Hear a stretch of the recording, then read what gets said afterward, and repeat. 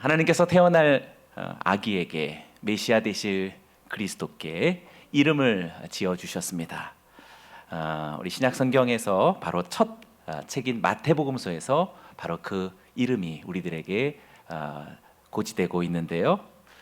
우리들에게 오신 그리스도는 예수라고 불려질 바로 메시아이심을 우리들에게 알려주셨죠. 뿐만 아니라 이미 구약 시대에 우리 이사야 선지자로 인하여서 예언되어진 것처럼 임마누엘이라고 또 불려질 것이다 라고 그렇게 예언되었는데, 오늘 마태복음에서 이 두 이름이 함께 등장합니다. 예수는 자기 백성을 그들의 죄로부터 구원하실 것이다 라고 하는 뜻이요, 임마누엘은 엘이 하나님이고 또 임마는 함께 하다라는 뜻이고, 또 우리와 라고 하는 것은 누를 가리키니 임마누엘은 하나님께서 우리와 함께 하신다라는 뜻을 갖는 이름이 되겠습니다.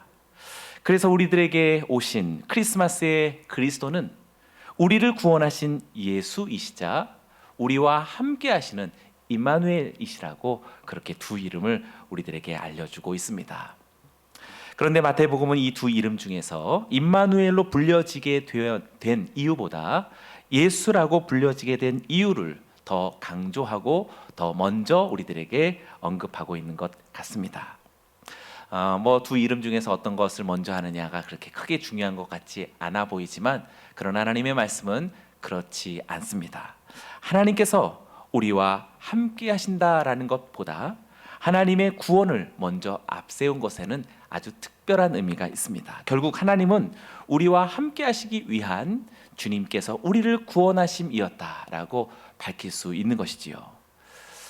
이와 같은 이치는 우리들의 삶을 자세히 들여다보면 어렵지 않게 느낄 수 있습니다. 우리들의 삶과 생활을 잠시 들여다보시지요. 우리들의 건강이나 또 학업이나 또는 사업이나 자녀들이 잘 되는 것이나, 사실 한 해 동안 우리들이 가장 관심 갖고 가장 중요하게 여겼던 것들은 아마 그런 것들이 아니었을까 싶습니다. 우리들의 자녀가 이번에 진학을 잘할까, 또 이번에 사업이 잘 될까, 또 결혼이 어떻게 잘 성사될까, 또 그 결혼에 좋은 배우자를 얻을까, 우리는 이런 여러 가지 중요한 삶의 문제를 가지고 그렇게 관심하고 또 목표하고 있습니다. 그럴 때마다 우리는 하나님의 도우심을 구하고 지금 이러한 문제 있는 내게 주님이 함께 하시기를 원합니다 라고 그렇게 기도할 것입니다. 아주 중요한 기도라고 저는 생각합니다. 그러나 그것보다 앞서서 우리가 죄와 사망에서 벗어났고 죽음의 모든 굴레와 결박으로부터 우리가 끊겨지고 하나님께서 주신 영적 생명을 얻었고 어둠과 미혹으로부터 떠났고 하나님의 나라의 뜻을 품게 되었고 주님의 웅장한 구원을 이루어가는 삶이 되었다라는 것에 대해서 저와 여러분들이 얼마만큼 열정을 갖고 있고 거기에 깊은 사랑을 가지고 있고 또 그것을 이루어가는 의지를 가지고 있는지 생각해 본다면, 앞에서 얘기했던 그 기도 제목이 뒤에서 말하는 그 기도 제목보다 항상 앞섰다라는 사실을 우리는 알게 됩니다. 그리고 앞서는 정도면 어쩌면 좋을 수도 있습니다. 귀하고 은혜로울 수도 있습니다. 차라리 뒤에 있었던 하나님의 구원, 죄와 사망에서부터 벗어난 신자의 어떤 감격과 은혜, 그러한 부분들에 대해서는 우리가 매우 앞에 있었던 현실의 문제에 항상 뒤처져 있었음을 우리는 고백할 수 있습니다.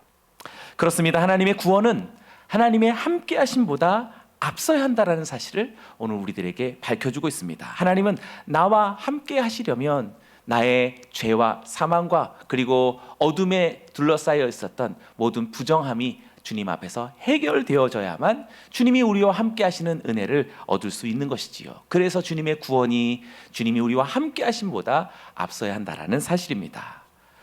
그래서 어린 양을 통한 속죄를 선포하는 유월절은 하나님께서 이 땅에 강림하시고 주의 성령께서 우리 모두에게 임하셨다라는 오순절보다 앞서는 것입니다. 벌써 우리는 지난 주일에 묵상했었지요. 한 해의 시작이 유월절로부터 시작되었다. 아비벌 제14일 저녁부터 시작되어진 이 유월절을 바로 한 해의 시작으로 여기라고 주님은 그렇게 말씀하셨습니다. 그날로부터 손가락으로 세어서 50일이 되었던 그때 오순절 날에 하나님의 성령이 오늘날의 시대 속에 놀라운 하나님의 강림으로 우리에게 임하였던 것이지요. 이와 같이 유월절에 이은 오순절처럼 하나님의 구원에 따라 주님이 우리와 영원히 함께 하신다라고 하는 은혜가 베풀어지는 줄로 믿습니다. 그러므로 마태복음은 인간을 향한 하나님의 구원을, 인간을 위한 하나님의 함께 하심보다 먼저 앞세우고 있다라는 사실입니다. 하나님께서는 하나님의 구원을 내걸고 우리와 함께 하시겠다라는 그러한 놀라운 하늘의 의지를 우리들에게 선포하신 날이 바로 크리스마스다라고 할 수 있겠습니다. 그러니 사랑 여러분, 저와 여러분들 안에 먼저 예수님으로 말미암는 구원의 기쁨과 감격이 샘솟기를 주님의 이름으로 축원합니다. 우리 안에서 예수님으로 말미암아 십자가의 죄사함으로 인하여서 내가 하나님 백성이 되었다라고 하는 이 놀라운 선언이 오늘 성탄절 아침에 우리 하나님 앞에 올려질 때 우리는 당연히 주님이 우리와 함께 하시는 줄로 믿습니다. 아멘. 그럼에도 불구하고 다시금 우리들의 삶에 근거 없는 함께함이 얼마나 많은지요? 실체 없는 공허한 사랑의 고백들이 얼마나 많이 있겠습니까? 특별히 신앙에는 더 많다라고 생각됩니다. 함께하노라, 사랑하노라 라고 말하지만 사실상 너무나 근거 없는 입술의 어떤 말들로서만 멈출 때가 많습니다. 말로만 하는 함께함이 얼마나 무의미하며 말로만 하는 사랑이 얼마나 우리를 무기력하게 하고 나아가서는 분노하게 하는지를 우리는 깨달아야 하겠습니다. 그러나 생각해 보십시오. 우리가 작더라도 정성을 다하고 의미를 담은 작은 선물을 가져다가 내가 당신과 함께 하겠습니다 라고 말한다면 사실 그것은 큰 울림으로 다가오게 됩니다. 그 진실함이, 그 진정함이 사실 우리들의 마음을 녹일 수 있을 만한 큰 힘이 된다는 것을 알게 됩니다. 만일 우리가 진심과 소중한 의미를 담은 증표를 가지고서 그렇게 누군가에게 사랑을 고백한다면 말로만 하는 그러한 거칠애로서의 사랑과는 비교할 수 없는 진정한 능력이 그곳에서 나타날 것입니다. 무엇이 다른 것입니까?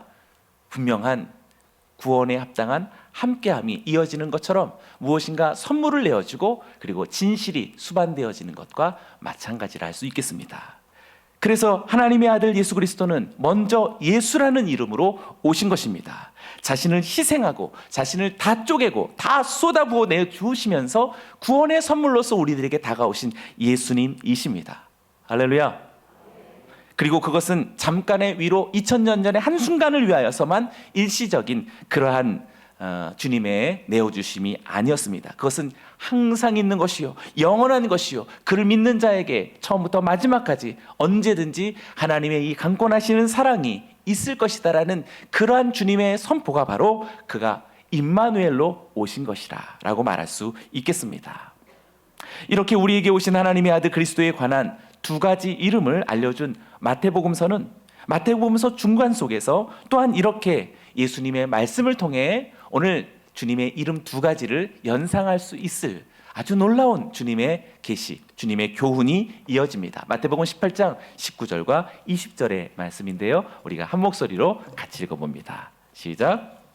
진실로 다시 너희에게 이르노니 너희 중에 두 사람이 땅에서 합심하여 무엇이든지 구하면 하늘에 계신 내 아버지께서 그들을 위하여 이루게 하시리라. 두세 사람이 내 이름으로 모인 곳에는 나도 그들 중에 있느니라. 아멘. 두세 사람이 내 이름으로 모인 곳에는 나도 그들 중에 있노라고 그렇게 말씀하십니다. 그냥 불특정 다수 수많은 사람들이 모인 군중에서 함께 하신다라고 말씀하시지 않았습니다. 수많은 인파가 모여있는 이런저런 사람들이 모인 그곳에 함께 하겠다라고 말씀하시지 않고 두세 사람이라도 내 이름으로 모인 곳에 내가 그들 중에 함께 하겠다라고 말합니다. 내 이름이 무엇입니까? 예수라는 이름으로 모인 바로 그곳에 함께 할 것이다. 임마누엘 할 것이다 라고 말씀하신 것입니다. 그러니 여기 있는 저와 여러분들도 예수님의 구원을 믿고 그 구원의 감격에 감사하고 또 그리스도 예수의 이름에 합당한 하나님 나라의 백성됨에 대한 분명한 믿음이 있고 찬송이 있고 감사가 있는 오늘 이 예배 가운데 주님은 임마누엘로서 우리에게 함께 하시는 줄로 믿습니다. 우리 안에 생생한 예수의 이름이 있어야만 그분이 우리와 함께 하신다라는 분명한 주님의 말씀이 이미 벌써 우리들에게 임한 줄로 믿습니다.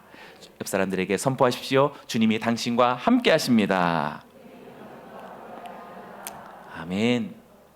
이 두 가지 이름 그리고 분명한 의미의 결합을 알려준 이 마태복음서는 마태복음서 마지막 맨 끝절에서도 이렇게 예수님의 말씀을 전해주시는데 결코 우연이 아니라고 말할 수 있겠죠. 마지막 끝 구절 어떤 구절인지 잘 아실 것입니다. 마태복음 28장 20절입니다. 마태복음서의 가장 마지막 절인데 이 구절을 끝으로 함께 읽겠습니다. 시작. 분부한 모든 것을 가르쳐 지키게 하라. 볼지어다 내가 세상 끝날까지 너희와 항상 함께 있으리라 하시니라. 아멘. 아멘. 부활하신 예수님께서 하늘로 올려지시기에 앞서서 남기신 주님의 말씀이지요. 예수님은 더 이상 사람의 몸으로는 여기 계시지 않지만 이제는 성령님으로서 언제나 우리와 항상 함께 하실 것이다라고 하는 그러한 말씀이 되겠습니다. 내가 세상 끝날까지 너희와 항상 함께 있으리라. 할렐루야. 특별히 여기서 함께 있으리라 라는 말은 우리말로 보면은 미래형이죠. 함께 있을 거야 라고 하는 미래형이지만 성경 원문은 놀랍게도 현재형을 썼습니다. 그러니 그 느낌을 살려서 다시 한번 제가 읽어보면은요, 내가 세상 끝날까지 너희와 항상 함께 있노라. 놀랍죠? 지금도 우리와 함께 하시는 주님인 것을 보게 됩니다. 우리의 구원자이신 예수님은 아기 예수로서 우리와 함께 하셨던 임마누엘이셨습니다. 그리고 공생의 시절에서는 제자들을 부르시고 제자들과 함께 하시면서 누구든지 내 이름으로 모인 두세 사람만 있으면 나도 너희와 함께 있을 거야 라고 그렇게 임마누엘을 선포하셨습니다. 그리고 부활하신 이후 2022년 코로나 팬데믹에 아직도 끝나지 않고 마스크 쓰면서 예배하는 우리 모두에게도 지금까지 하나님의 영 곧 성령을 보내주셔서 그 성령으로 말미암아 지금 우리들과 함께 있노라 라고 말씀하시는 임마누엘이신 줄로 믿습니다. 얼마나 감격스러운가요? 얼마나 위대한가요? 얼마나 신비로운가요? 전날에 주님이 우리와 함께 하셨던 그 구원의 능력이 지금도 우리와 함께 하실 것이며 여러분의 평생의 삶을 주장하실 줄로 믿습니다. 주님이 우리와 함께 하신다라는 이 임마누엘은 엄청난 선물을 지불하시면서 예수라는 희생을 지불하시면서 우리들에게 주신 하늘의 축복입니다. 그래서 우리는 그 임마누엘에 인하여서 다시 새로운 시작, 다시 새로운 희망을 가질 수 있을 것입니다. 사랑하는 우리 성민 공동체의 동역자들이요, 예배자들이요, 성도들이요, 우리 모두도 예수라는 선물을 가졌으니 이제 임마누엘 되신 주님과 함께 서로 다시 시작할 수 있는 우리 모두가 되기를 주의 이름으로 축원합니다. 나는 연약하지만 부족하지만 작은 선물 대신 주님을 향한 이 믿음 가지고 다시 우리 성도와 함께 교회와 함께 새로운 인생의 시작을 나아갈 수 있는 우리 모두가 되길 주의 이름으로 축원합니다. 우리 하나님께 감사와 찬양의 박수 올려드립니다.